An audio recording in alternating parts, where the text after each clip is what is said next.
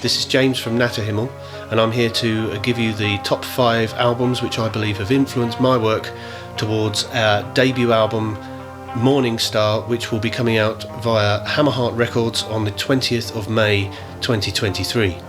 These albums are in no particular order, possibly incorrect, but I'm going to tell you about them anyway.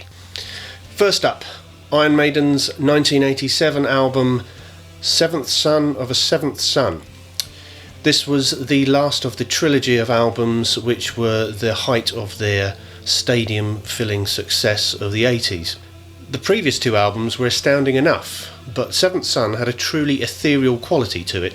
This is partly down to the subject matter of the songs, which explore various mainstream occult themes, such as fortune-telling, folk tales and clairvoyancy, but is also largely due to the use of synths. I'd challenge any fan of Emperor not to detect a touch of Nightside Eclipse in the grandiose choirs on the title track, for example. On a personal note, I have to declare that everything Maiden, up to and including this album, were released before I started listening, and so I discovered them all retrospectively. However, this is the album that I hold in the highest regard out of all their catalogue. Incidentally, the lyrics to the song Can I Play With Madness proved to be a great inspiration for Nattehimmel's track Astrologer.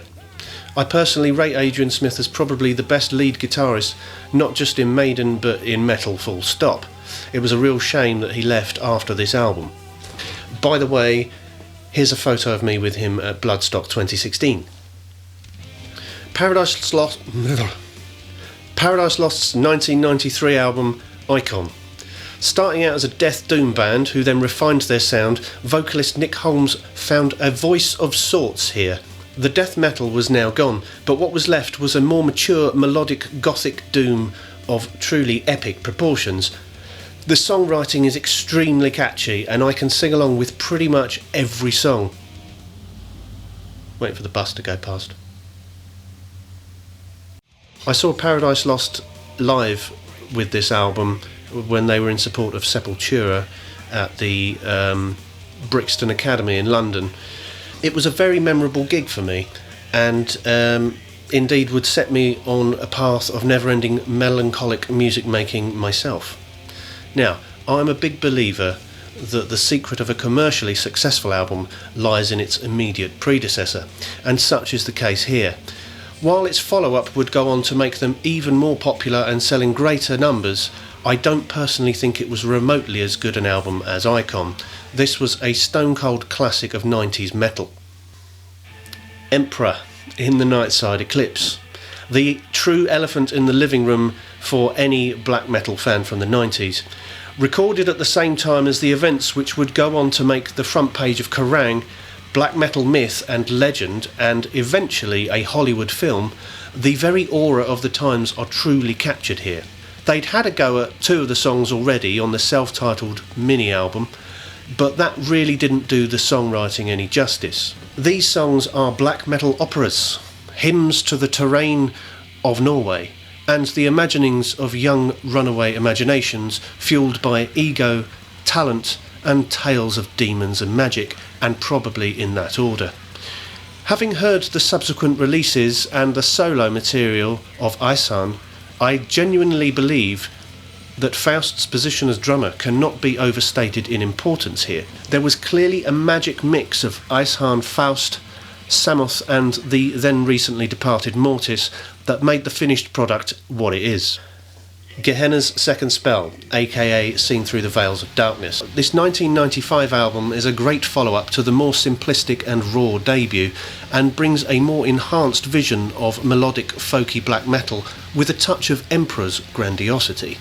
A special mention has to go to the work of keyboardist Sarkana, not only a solitary she-wolf of black metal at the time, but it is clear by the end of the next album, Malice, where she played only a minor guest role, that she had a large part to play in the songwriting for the first 2 albums.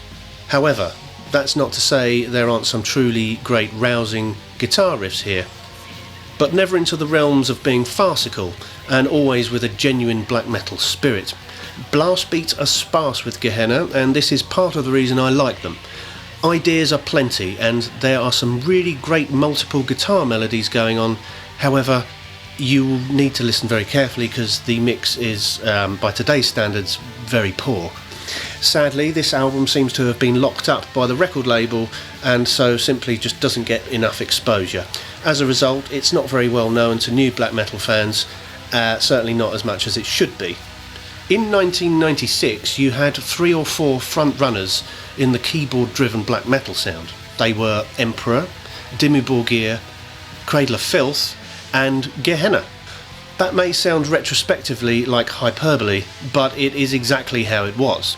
I was lucky enough to see this lineup in London on the tour for their next album, Malice, but they then changed quite drastically after the move to Moonfog Records.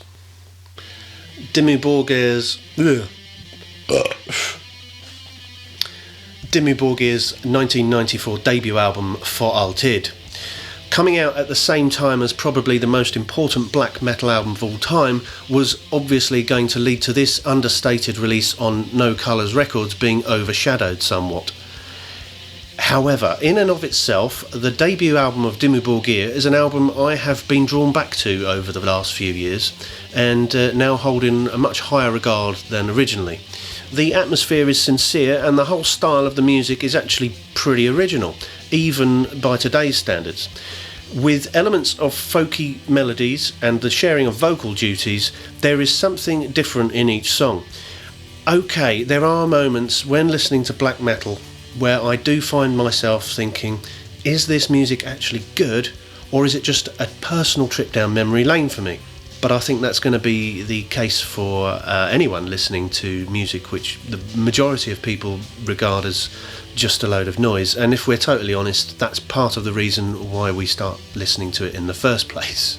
Dimmu Borgir would go on to build on Emperor's success in the realm of symphonic black metal, and quickly left this underground style for a far more pompous yet hollow grandeur, fueled by the nuclear blast production line of sellout bands. But we always have For Alltid. So, there you have it, my personal top 5 influences for my work on the new Nattehimmel album Mourningstar, which will be released via Hammerheart Records on the 20th of May 2023. If you know the albums I've just been through, and you should, then I hope you check out Nattehimmel. Thank you.